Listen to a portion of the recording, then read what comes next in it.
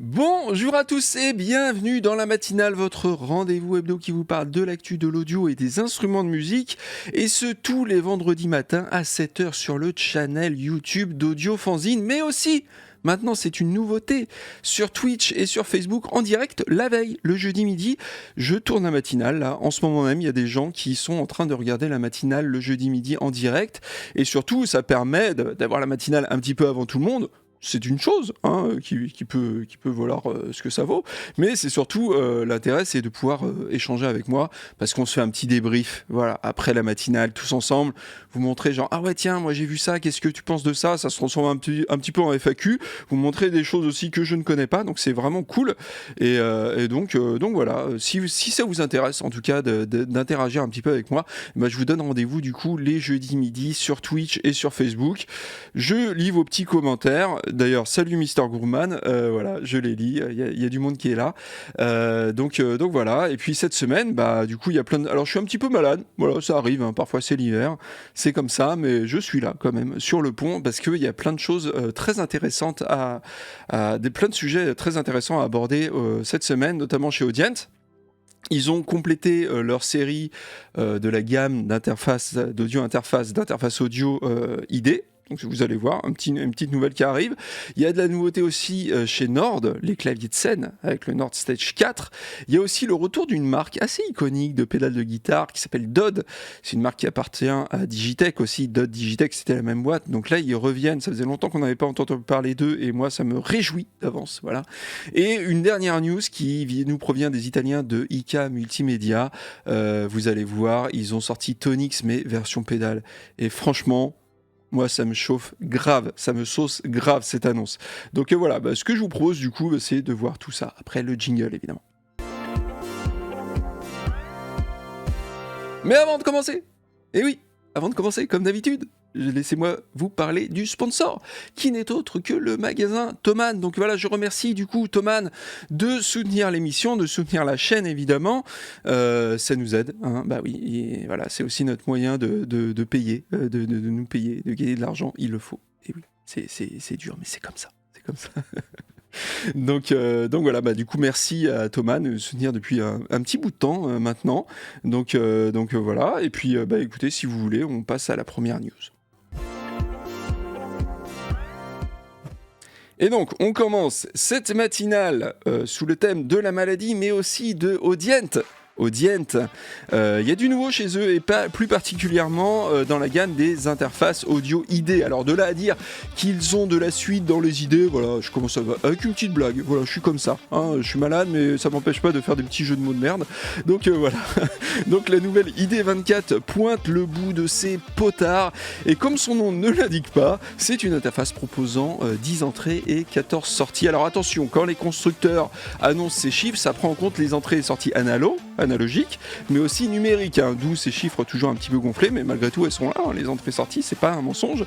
Donc l'ID 24 intègre 2 préamplis avec 58 dB de gain, et des entrées lignes évidemment, une entrée instrument, 4 sorties permettant de relier 2 paires d'enceintes, une sortie casque indépendante avec 2 connecteurs jack et mini jack. Alors les 2 connecteurs jack et mini jack sont pas indépendants, c'est la sortie qui est indépendante de la sortie enceinte, la sortie casque est indépendante de la sortie enceinte, c'est important. Il y a une entrée-sortie numérique à date, du coup ça fait 8 canaux en plus, c'est pour ça qu'il y a 10 entrées et 14 sorties, c'est qu'il y a 8 canaux en fait finalement numériques en plus en entrée et en sortie. Il y a 2 inserts symétriques, ça c'est un truc assez intéressant. Il y a une sortie word clock aussi, voilà, pour la synchro, c'est vraiment cool. Et elle se branche en USB-C à l'ordinateur, c'est de l'USB 2 quand même. Alors sur le dessus, on a le fameux, vous voyez peut-être dans la vidéo, le fameux contrôleur Scroll Control qui permet de contrôler ce qu'on veut à l'écran en laissant la souris dessus. Vous pointez votre souris dessus et vous pouvez ensuite, voyez, tourner avec vos petits doigts comme ça et finalement interagir avec du logiciel, mais avec un contrôleur matériel, donc ça peut être quelque chose d'assez intéressant. On a 3 boutons aussi personnalisables et 2 boutons cut et dim qui permettent de couper la sortie des enceintes ou de la diminuer en termes de niveau, donc ça peut être assez bien aussi. Vous êtes en train de mixer, il y a quelqu'un qui vous parle, excuse-moi, clac, vous appuyez sur dim, qu'est-ce qu'il y a, ah ouais, clac, vous remettez, super. Vous avez vu, je le fais bien, hein. Franchement, ça vous pouvez pas dire le contraire. Dernière chose importante, on a aussi une fonction audio loopback qui permet de gérer le son provenant de votre ordinateur comme une source lambda. C'est un truc vraiment pour les producteurs de contenu, c'est un truc que j'utilise en ce moment même sur ma RME et c'est très important. Ils ont vu que les producteurs de contenu, c'était super important pour faire un mix en live, hein, tout simplement. Donc quand vous faites du streaming, etc., c'est vraiment cool. Maintenant, ils le font quasiment tous. Donc voilà, c'est là, c'est vraiment cool. Elle sera vendue 350 € et disponible dans 3-4 semaines à peu près. Elle se place entre le Live D22, qui va sûrement remplacer à terme, parce qu'elle commence à se faire vieille. L'idée 22, c'était la toute première des idées qui était sortie de la gamme idée. Et je sais pas si vous voyez, mais en termes de look, elle fait un petit peu vieillotte maintenant. Donc je pense que c'est possible qu'elle soit remplacée. Et donc l'idée 44 MK2, qui est la plus grosse, elle, pour le coup. Donc un test, évidemment, si ça vous intéresse, sera disponible sur Audiofanzine. Et puis, écoutez, on va passer du coup à la news suivante. Alors on continue cette matinale avec une news toute chaude. Elle vient de sortir. Ça sort du four car Nord vient d'annoncer le Stage 4. C'est leur clavier de scène, hein, comme son nom l'indique, qui revient donc dans une nouvelle version. Alors, pour cette nouvelle mouture, la marque met en avant les rangées de LED. Je ne sais pas si on va bien les voir dans la vidéo. Elle vient de sortir vraiment la vidéo. Qui sont placées juste à côté des petites tirettes permettant de voir donc leurs positions qui sont enregistrées dans le preset. Parce que comme les tirettes, elles sont pas motorisées, et leur position physique ne reflète pas toujours la position effective, la position qui est enregistrée dans le preset, d'où l'utilité de ces petites rangées de LED. Alors pourquoi est-ce qu'ils mettent pas des tirettes motorisées, vous allez me dire, parce que ce serait peut-être mieux. Il faut savoir que les tirettes motorisées ça coûte très cher. Alors là vous allez me dire oui mais le clavier il est très cher aussi. Oui, effectivement c'est pas complètement fou, hein, je vous avoue. Bref, donc la partie synthé elle est aussi mise en avant avec 3 couches indépendantes et elle se base sur le moteur de synthèse du Nord Wave 2 qui combine, alors restez bien, concentrez-vous, du virtual analogue, du sample, de la FM et de la table d'onde.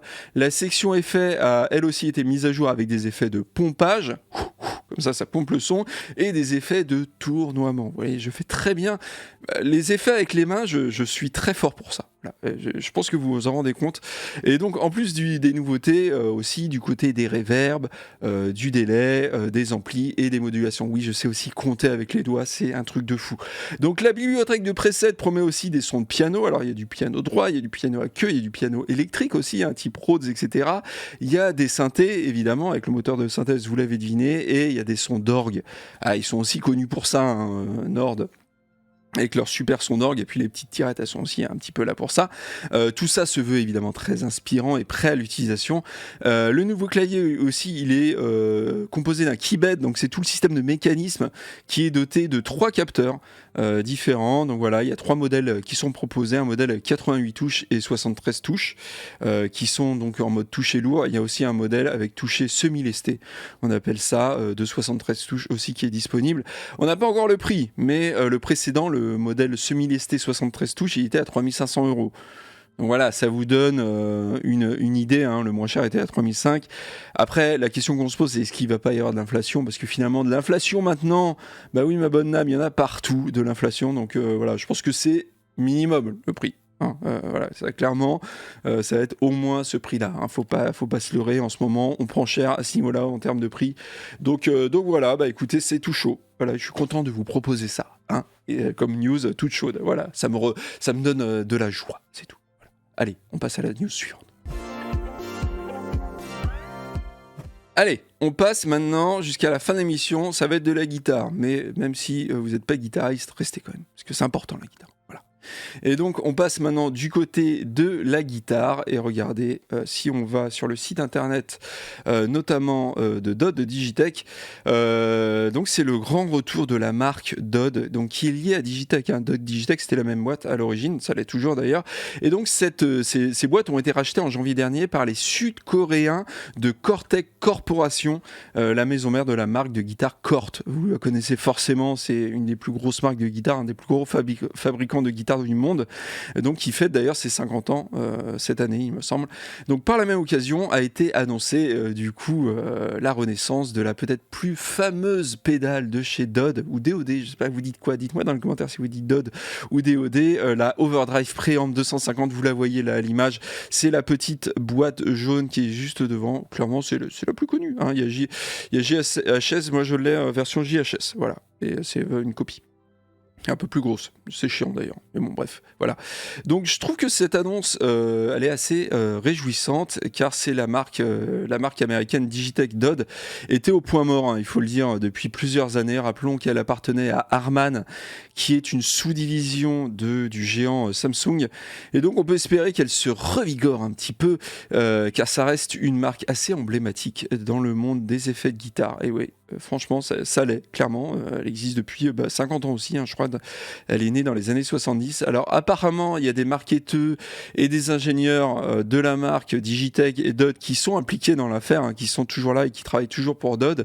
Donc, ça devrait garantir, en théorie, hein, bien sûr, que la marque reste assez fidèle à son histoire, tout simplement, et ce qu'elle a fait par le passé. Alors, ça reste de la théorie, bien sûr, mais ils annoncent quand même qu'ils ont une feuille de route bien remplie et bien chargée, et que la pédale Overdrive Preamp 250, c'est que le début, et qu'il y a déjà 9 modèles historiques, vous les voyez d'ailleurs sur l'image.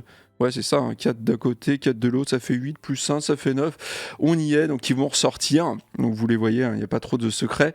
Donc à voir donc, mes persos, moi je suis assez content de voir cette marque revenir. La seule question, c'est j'espère que, c'est pas une question, c'est un espoir plutôt. J'espère qu'ils vont pas faire que du revival, parce que là pour l'instant c'est cool, hein, c'est des petites pédales analo, revival, Dodd, mais qu'ils vont aussi proposer des choses techniquement un peu avancées, parce que Digitech aussi c'est dans leur ADN, pendant des années, dans les années 90 notamment, ils étaient vraiment à la pointe de la technologie. Ils avaient des gros racks de multi-effets, etc.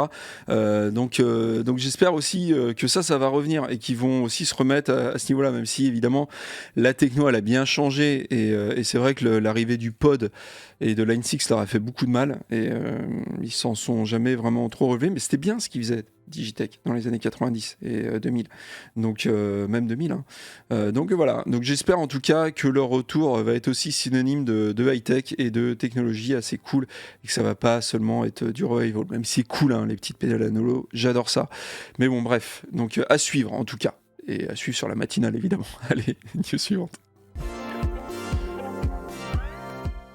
Et donc, on termine cette matinale avec IK Multimédia, les Italiens, qui enfoncent le clou. Et oui, ils sont comme ça, les Italiens, en sortant une pédale.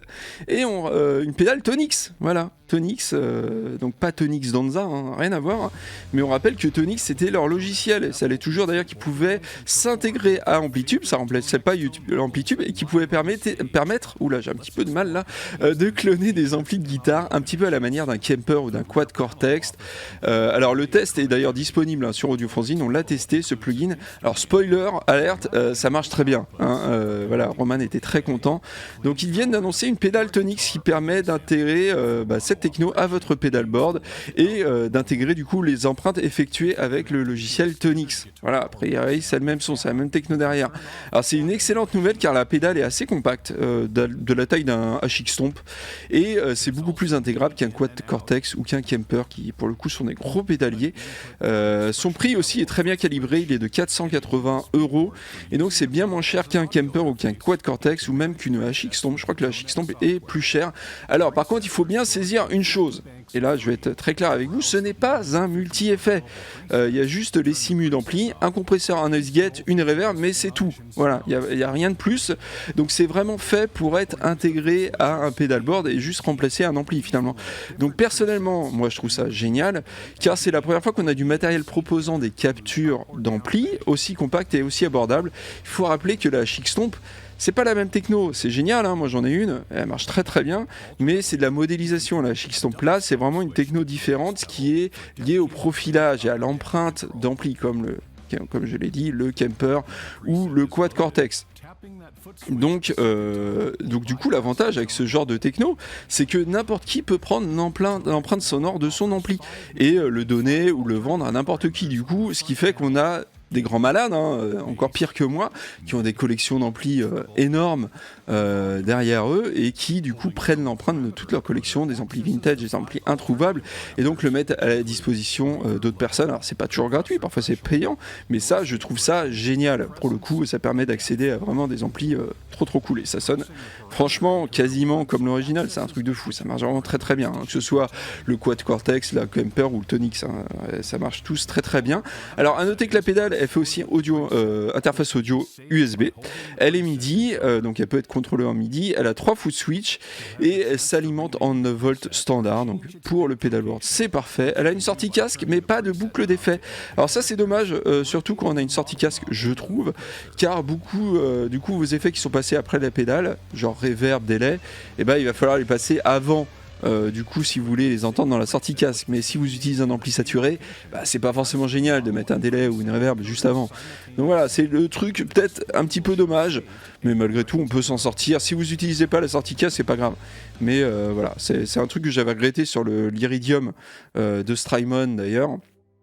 Et puis sur les petites enceintes UA, les petites pédales aussi UAFX qui ont pareil une sortie casque, mais oui, elles ont pas aucun ne met de boucle d'effet. C'est quand même un petit peu dommage, je trouve. Pourquoi ne pas mettre de boucle d'effet? Alors oui, c'est vrai que ça fait beaucoup de connecteurs après sur la pédale, surtout si vous la voulez stéréo, ça fait 4 connecteurs. Mais moi avec le TRS et tout, vous pouvez vous en sortir. Donc ça c'est peut-être le seul truc un petit peu dommage, je trouve, dans cette pédale, mais ça reste une excellente nouvelle. En plus l'intégration au logiciel Tonix, elle est vraiment cool, parce que Tonix à la base c'est un logiciel. Ça a l'air d'être en mode vous prenez vos presets, vous drag and droppez dans la pédale, vous avez branché un USB et voilà, c'est fait. Donc franchement ça a l'air vraiment très cool, cette Tonix pédale. J'ai hâte de l'essayer. Roman est déjà sur le coup. Voilà, il a testé le plugin, donc il va tester aussi la pédale. Donc on va voir si ça tient toutes ses promesses. En tout cas, c'est une excellente nouvelle. Donc voilà.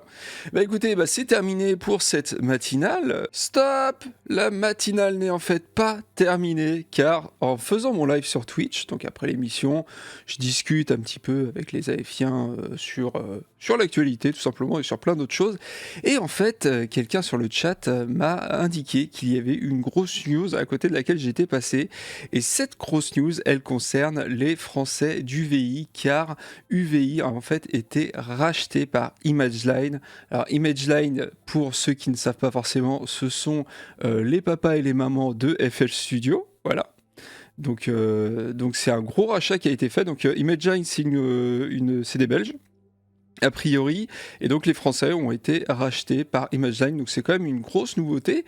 Et donc les conséquences de tout ça sont très simples. C'est que en fait, il y a déjà, quand vous allez sur le site de FL Studio, de Imageline, vous voyez, il y a déjà des offres en fait cross entre Imageline et UVI. Donc on voit directement du coup les conséquences, et 2 bundles qui sont très intéressants.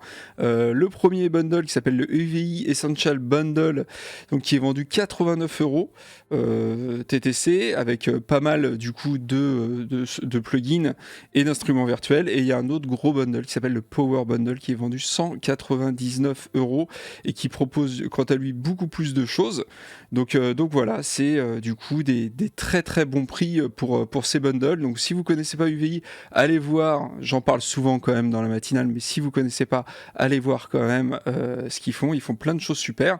Donc voilà, du coup je voulais rajouter ce petit addendum, comme on dit, à la matinale, et vous mettre au courant de ce rachat. J'étais passé à côté, mais comme quoi le fait de faire la matinale en live et de discuter et d'échanger un petit peu avec vous après coup, ça sert à quelque chose, parce que forcément je ne peux pas tout voir, et là c'est quand même une grosse nouvelle et j'étais passé à côté. Donc voilà, mea culpa en tout cas, et merci le chat évidemment de me refiler toutes ces infos, et puis écoutez, moi je vous dis du coup à la semaine prochaine. Ciao.